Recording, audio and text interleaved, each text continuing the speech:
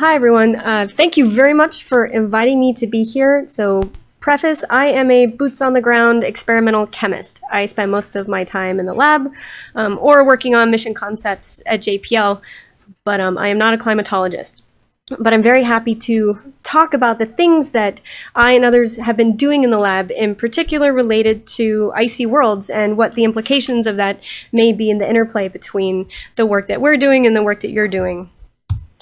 So when you talk about icy worlds with climates, I know there were jokes, yesterday about Mars not really counting as having an atmosphere, but guess what? I'm going to add Triton and Pluto to the list for icy worlds, although I am going to spend most of the time talking about Titan. So Ralph and a few others have covered some of this, but just to review a little bit of the basics. Yes, Titan has an atmosphere. It's thicker than Earth's. It's nitrogen rich. It's got between 2 and 5% methane. And it has a very interesting surface that we believe is primarily water ice coated in this veneer of organics. Now, exactly what those organics are, what their distributions are, is something that we are still working on. And hopefully future missions like the Dragonfly concept, if that continues to move forward, would help to address some of those questions. As already mentioned, Titan does have a hydrologic cycle where hydro does not refer to water, but hydrocarbons, primarily methane, a little bit of ethane, and some propane too. This is one of my favorite images from the Cassini mission, showing specular reflection off of one of the lakes in the North Pole. And something that may not have been alluded to this week, there are a lot of surface processes going on, potentially cryovolcanism, places where you may not only have exchange of surface and atmosphere, but subsurface with surface and then with atmosphere. That's something I think that's important to consider and important to point out. Titan, at the time of its formation, it looks like the primary carrier for nitrogen may have been ammonia, not N2, and so there may be a very ammonia-rich. We know there's a subsurface liquid water ocean, and it may be very rich in ammonia, which may have some implications for chemistry on the surface. And when it comes to Titan, everything is related. Ralph showed some pretty pictures. I have some pretty pictures too. Yes, Titan does have clouds. These are not to scale. Those river channels that Ralph showed, very similar to some of the images from Earth. Again, the lakes that are comparable in volume and depth and a few other properties, but again are compositionally very different from any lakes or seas that we have here on Earth. There are also evidence of dissolution features on the surface. This is a karst-like terrain that has been identified. I think this is in the mid-latitude regions of Titan. So places where it looks like the surface has been etched, carved, otherwise some parts preferentially dissolved by presumably fluvial or pluvial processes. And as Ralph mentioned, we have these dunes in the equatorial regions covering a lot of the surface of Titan. And presumably these are made up of a plethora of organic molecules. This is from a paper that Sarah Hurst recently published talking about the atmosphere and climate of Titan. These are the most common organic molecules based on sort of evidence from Cassini's spectroscopic telescopic observations and modeling. So in addition to the simple things you might expect, we start to get complicated pretty quickly. And this is because, as others have mentioned, we have complex photochemistry primarily from UV, but also from highly or quickly moving protons and electrons accelerated by Saturn's magnetosphere. This breaks apart not only methane, but nitrogen, and so you end up with complex nitriles and all sorts of very interesting things that form haze layers and aerosols and eventually deposit on the surface. So the atmosphere, the surface, and the subsurface of Titan are all interrelated. This is a figure that Mike Malaska, a colleague at JPL, drew a few years ago, and this may not even capture the complexities of everything that's going on. But as a chemist working in the laboratory, we try to address each of these pieces of the puzzle individually and see how that fits into the whole. And even in our preliminary work, we've been finding things that surprise us.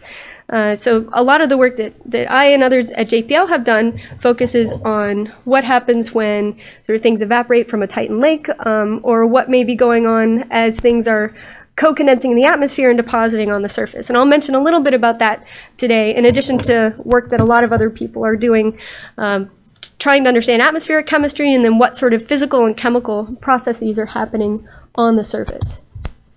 So where do climate models come in? It was actually fun for me preparing for this talk because as someone who does experimental work in the lab, I was sort of peripherally aware of a lot of the climate studies that had been done for Titan, but this sort of forced me to go and really look into the literature, and you guys have been doing a lot.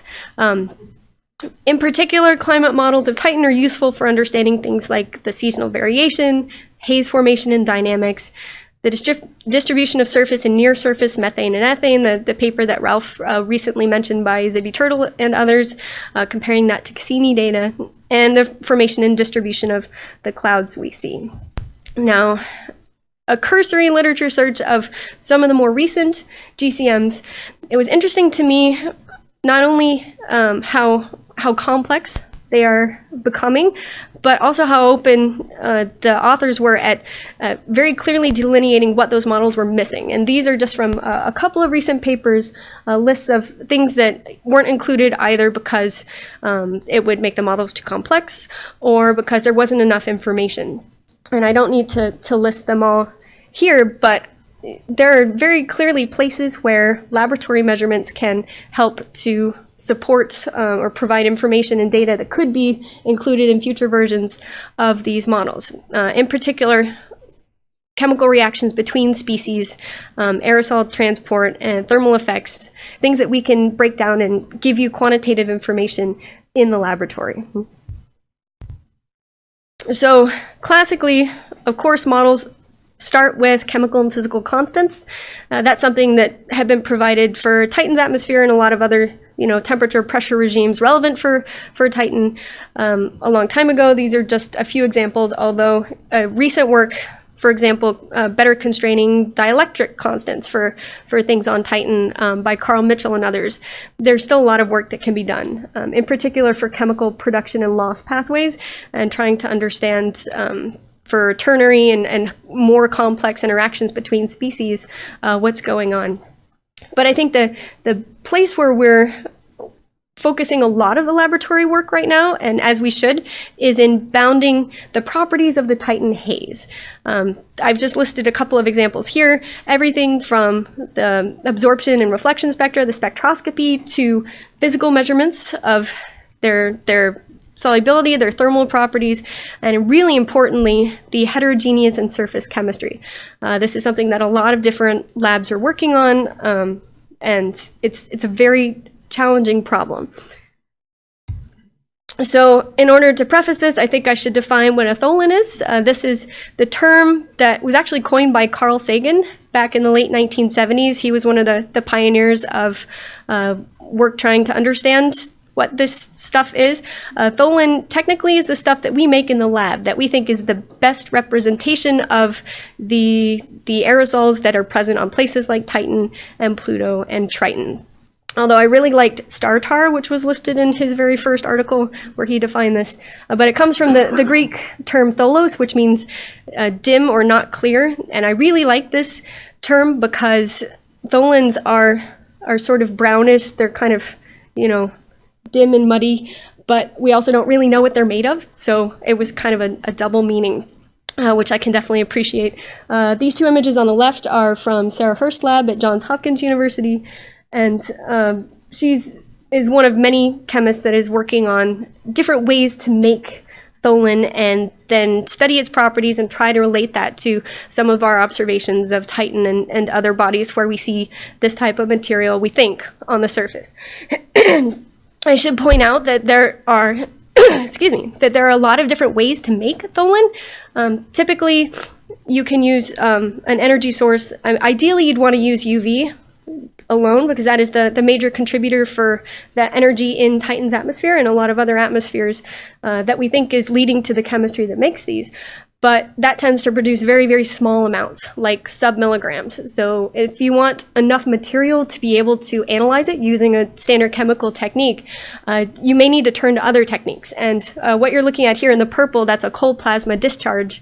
It's a way of making more Tolan, but you're exposing the atmospheric constituents, the nitrogen, the methane, whatever else you throw in there, to different energies than it would be experiencing in the atmosphere. And so one thing that we found is that Tholans can vary significantly in their composition and their chemical and physical properties. You can see on the right, this is Tolan generated sort of in a flow system where you end up with spherical particles versus something that's deposited on the walls of the chamber that you're using to generate the material, and then you end up with something that's morphologically much different. Obviously, it's probably going to be chemically different too. So a lot of laboratories all over the country and indeed the world have been trying to make Tolan and make something that is our best example of what could be present on Titan or other worlds. And while they do a very good job replicating some of the chemical and physical properties of these things that we've observed on Titan and Pluto and Triton, there are some places where they fall short. These are just a few examples. Some of the optical properties, like the absorption coefficient, or the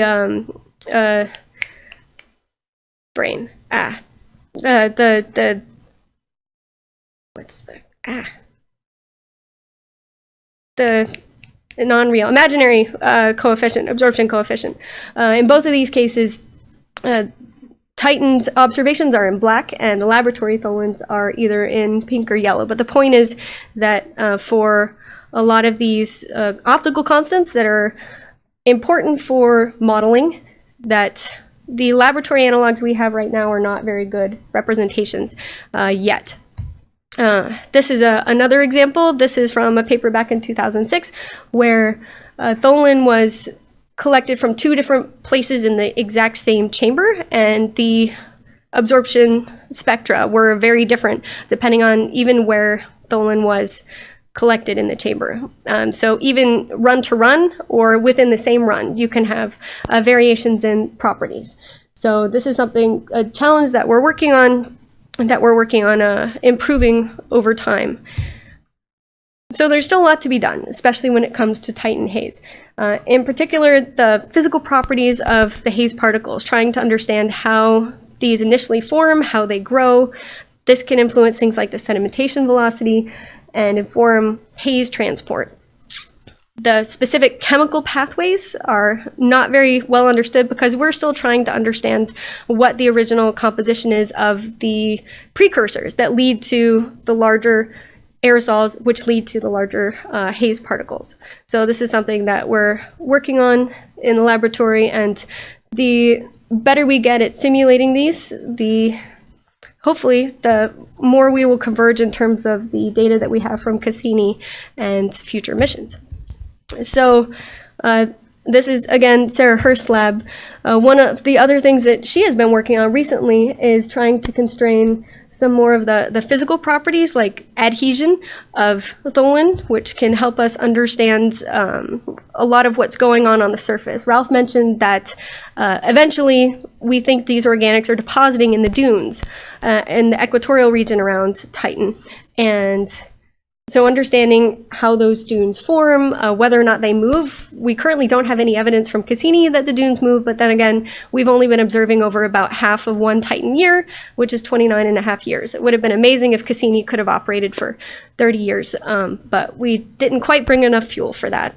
So one of the things that one of Sarah's students had been working on was adhering a Tolan particle to the tip of an atomic force microscope, an AFM, and then dragging that across a surface or dragging that across another Tolan particle to try to understand what the adhesive properties are between some of these complex organic compounds. So that was pretty cool. Also, Devin Burr, who's at the University of Tennessee, Knoxville, has been doing some really cool work with some of these Titan wind tunnels.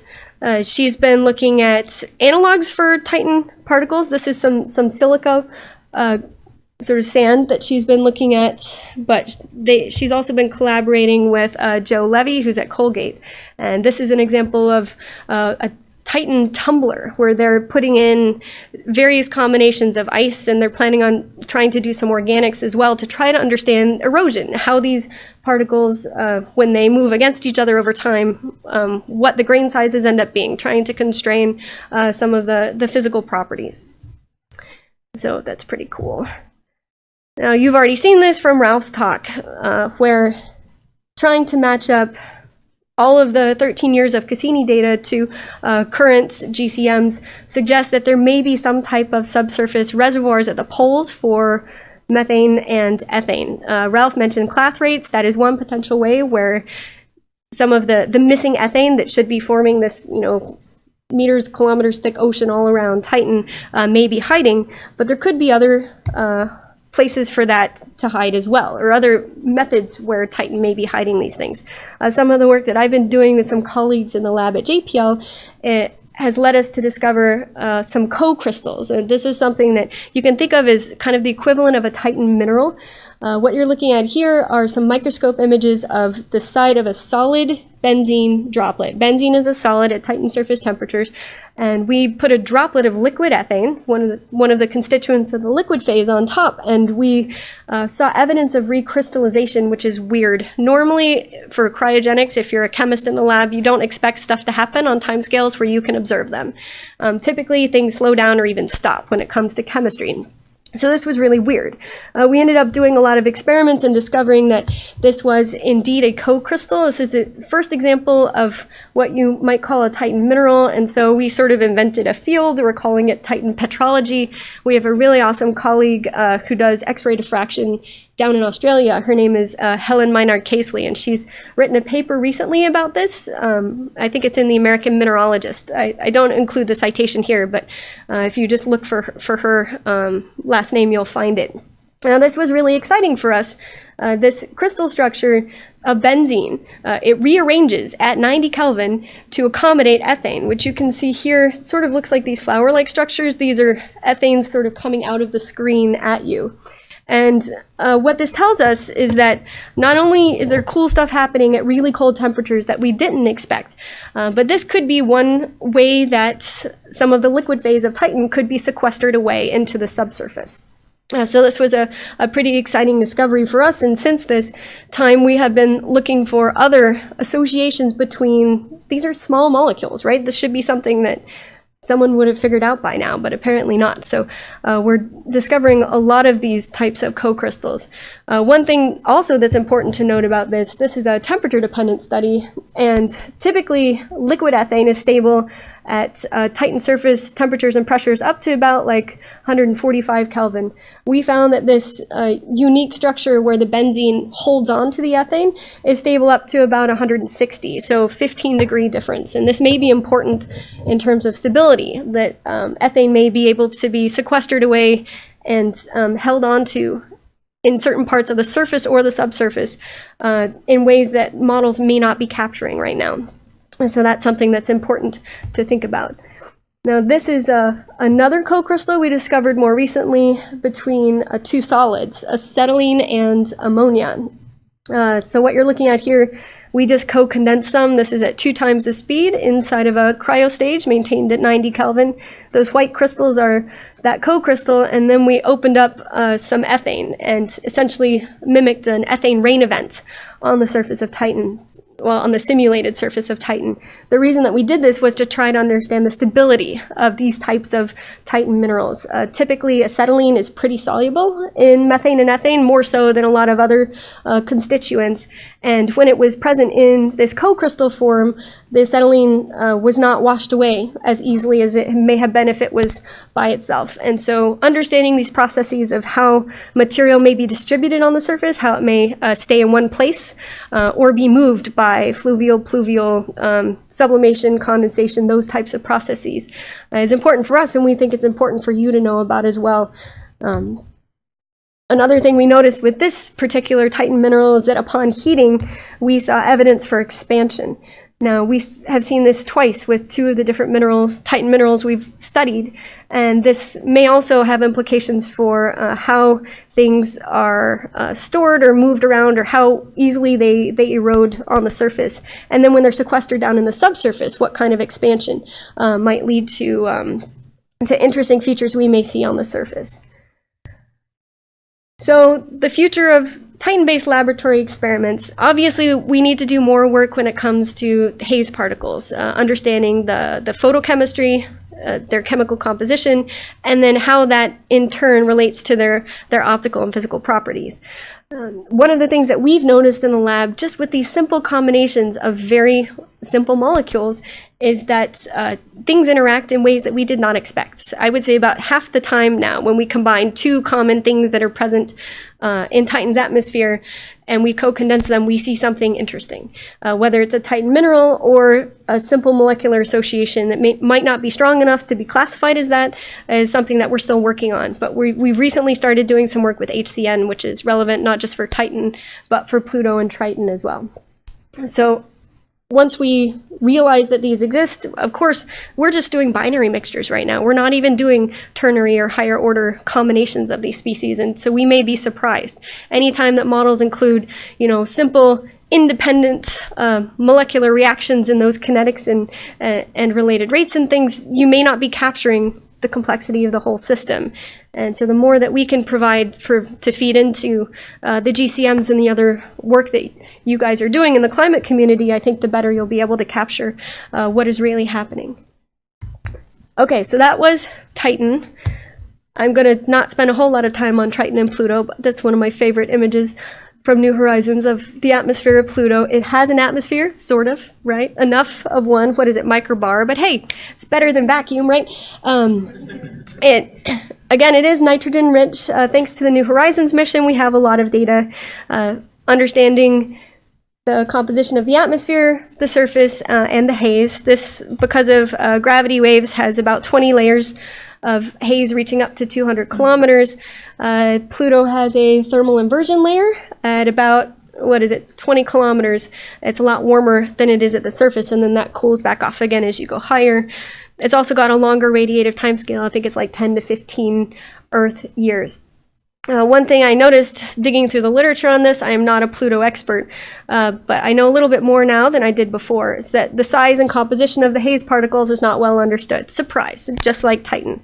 In fact, some models of Titan's atmosphere have been adapted to Pluto and Triton. This is an example of one recently that also utilized New Horizons data.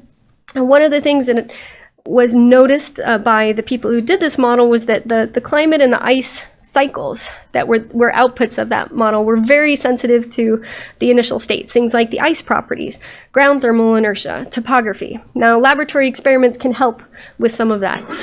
In addition, some of these models, again, they just looked at haze production through simple mechanisms like methane photolysis. They didn't include extreme UV photolysis of nitrogen, for example.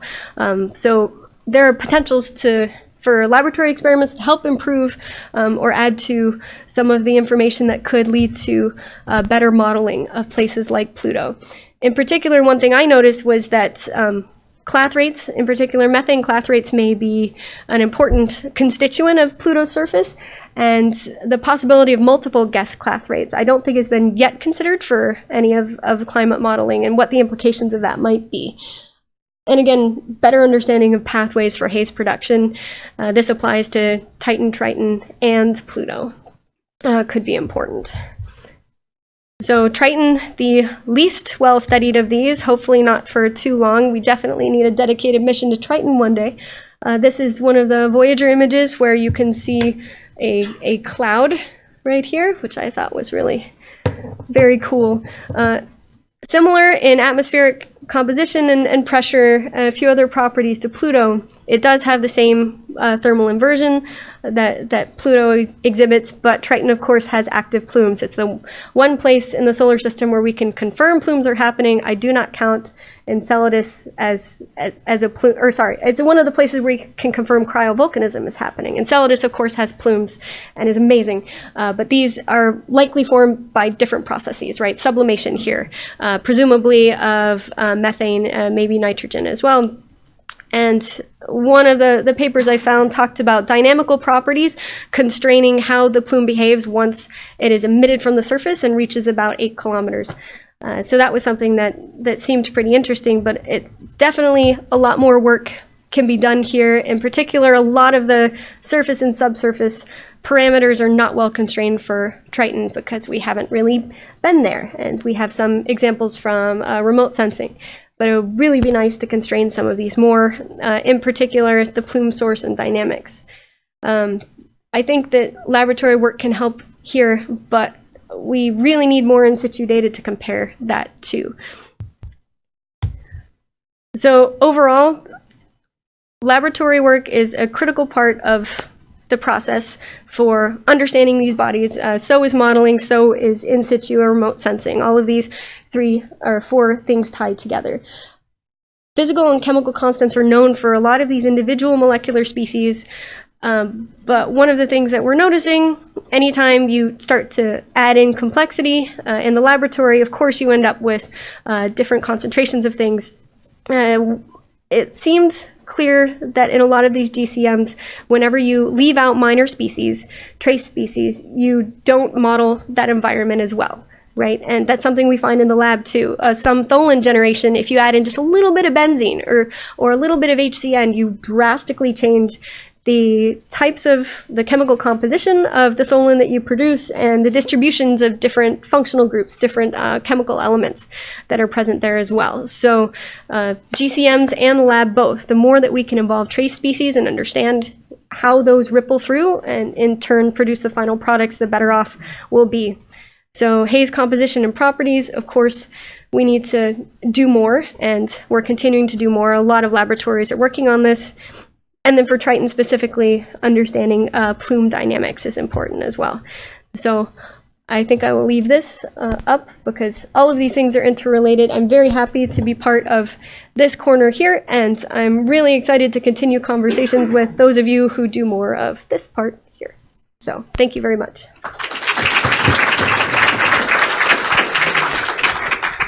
Okay, thank you so much. And we have time for 1 or 2 brief questions.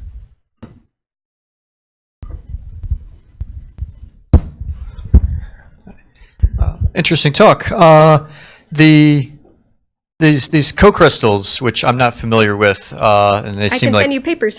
that was one of my questions. If you could just give me a summary, because I saw they were cited, but they remind me a lot of. So I work on Venus, and we have hydrated sulfuric acid there, and to different ratios. And this is seem like a very important process. This happens in Earth's atmosphere as well. For that, hydrogen bonds are driving some of it, but organic chemistry, you don't really have a lot of that. So do you have a sense of what is kind of encouraging this behavior? That's a very good question. And I'll have to look up some of the Venus papers to maybe draw some more parallels there. At Titan, things are much colder. And so hydrogen bonds sort of form, they almost fill the same gap as covalent bonds, or fill the same role as covalent bonding would at our current temperatures. So things like van der Waals and dipole-dipole interactions are much more pronounced at these low temperatures. Most of the crystal structures we've obtained have distances that are not they're not consistent with hydrogen bonding, so we believe that it's those weaker forces that become more important at these low temperatures that is leading to a lot of the associations and the minerals that we're characterizing.